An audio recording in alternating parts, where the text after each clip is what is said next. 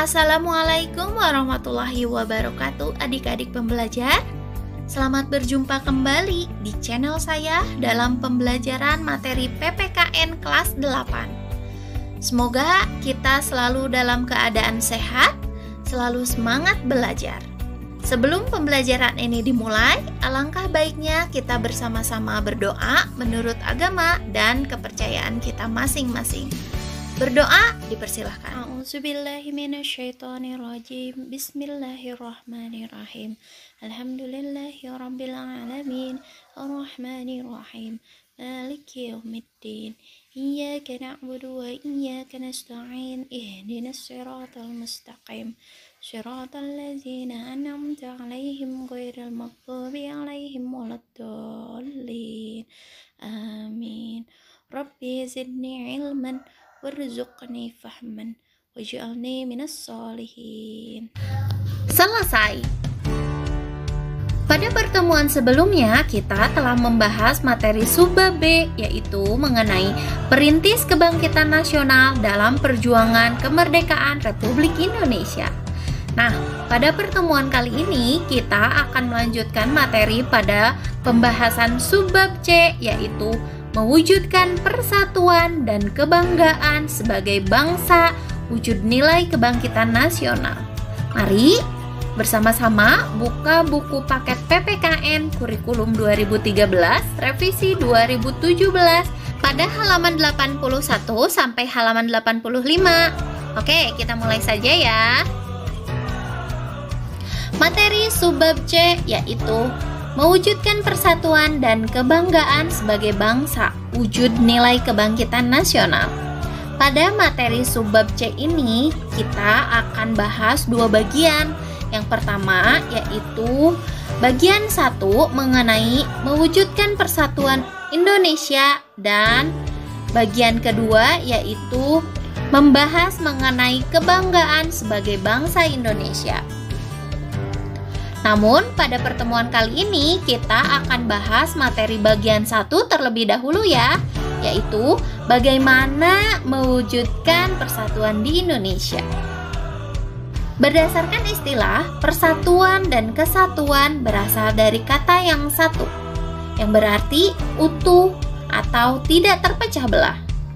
Persatuan juga dapat diartikan sebagai perkumpulan dari berbagai komponen yang membentuk menjadi satu. Sehingga persatuan dapat diartikan bersatunya macam-macam corak yang beraneka ragam. Pada masa perjuangan kemerdekaan Republik Indonesia, persatuan Indonesia adalah faktor kunci, yaitu sebagai sumber semangat, sebagai sumber motivasi, dan sebagai penggerak perjuangan bangsa Indonesia. Ketiga kunci persatuan tersebut tercantum dalam pembukaan Undang-Undang Dasar 1945 yang berbunyi, "Dan perjuangan pergerakan Indonesia telah sampailah pada saat yang berbahagia dengan selamat sentosa menghantarkan rakyat Indonesia ke depan pintu gerbang kemerdekaan Indonesia yang merdeka, bersatu, berdaulat, adil, dan makmur." Adapun tahapan-tahapan pembinaan persatuan bangsa Indonesia itu yang paling menonjol diantaranya sebagai berikut. Diawali dengan adanya perasaan senasib. Perasaan senasib muncul karena faktor keterikatan terhadap tempat kelahiran dan dalam menghadapi suatu masalah, di mana bangsa Indonesia pernah menjadi bangsa yang terjajah. Kondisi ini mendorong perasaan senasib bagi bangsa Indonesia. Kemudian tumbuh kebangkitan nasional. Kebangkitan nasional di sini adalah pergerakan perjuangan bangsa Indonesia yang menyadari kondisi keterpurukan bangsa Indonesia dan menyadari bangsa Indonesia memiliki potensi sebagai suatu bangsa. Kebangkitan nasional Indonesia ini dipelopori dengan kelahiran organisasi Budi Utomo pada tahun 1908, di mana perjuangan dilakukan untuk kepentingan nasional, bukan hanya kepentingan daerah. Selanjutnya, dengan adanya Sumpah Pemuda. Sumpah Pemuda ini merupakan penegas bagi bangsa Indonesia untuk mewujudkan sebuah negara yang memiliki identitas dan dicintai rakyatnya. Dan pada akhirnya mencapai peristiwa proklamasi kemerdekaan. Proklamasi kemerdekaan yang dibacakan tanggal 17 Agustus 1945 merupakan titik puncak perjuangan rakyat Indonesia. Peristiwa proklamasi kemerdekaan dan pengesahan Undang-Undang Dasar Negara Republik Indonesia tahun 1945 merupakan kesepakatan bangsa Indonesia bahwa pengaturan kehidupan berbangsa dan bernegara dilandasi oleh Pancasila dan Undang-Undang Dasar Negara Republik Indonesia tahun 1945. Dan disepakati juga mengenai bentuk negara, yaitu Negara Kesatuan Republik Indonesia, dan masyarakat berada dalam satu bangsa yang terdiri atas berbagai suku, ras, etnis, budaya, agama, dan norma-norma kehidupan yang mencerminkan Bhinneka Tunggal Ika. Pancasila dan Undang-Undang Dasar Negara Republik Indonesia tahun 1945 yang merupakan kesepakatan nasional menjadi panduan penting dalam menjaga persatuan dan kesatuan bangsa Indonesia dalam perjalanan sejarah sampai saat ini. Berbagai peristiwa pengkhianatan berupa pemberontakan, gerakan separatis yang dilakukan oleh berbagai kelompok masyarakat untuk mengubah atau mengganti Pancasila dan Undang-Undang Dasar Negara Republik Indonesia tahun 45 dapat diatasi, khususnya oleh para pemuda. Para pemuda dengan semangat tanpa pamrih memperjuangkan kebangkitan dan kejayaan Indonesia sampai saat ini.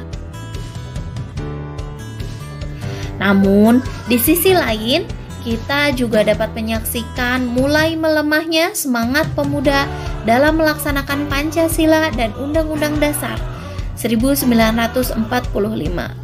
Kemunduran jiwa dan semangat kebangsaan pada diri pemuda, menurut laporan dari Kemenpora Republik Indonesia, ada 10 masalah pada generasi muda, di antaranya sebagai berikut.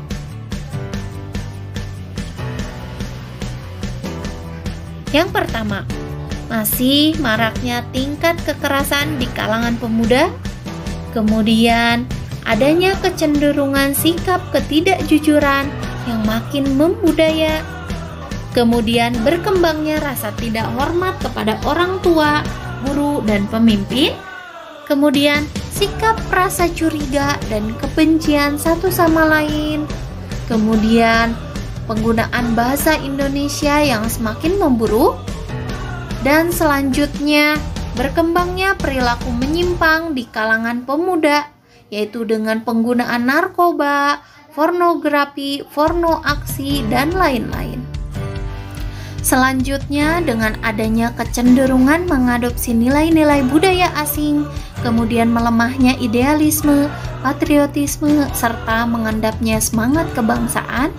Kemudian dengan meningkatnya sikap pragmatisme dan hedonisme. Dan yang terakhir, sikap pacu tak acuh terhadap pedoman ajaran agama. Lemahnya semangat juang dan munculnya berbagai masalah karakter tersebut pada dasarnya melemahkan tercapainya cita-cita nasional. Sebagai contoh, perilaku yang menyimpang di kalangan pemuda jelas akan merusak masa depan pemuda itu sendiri.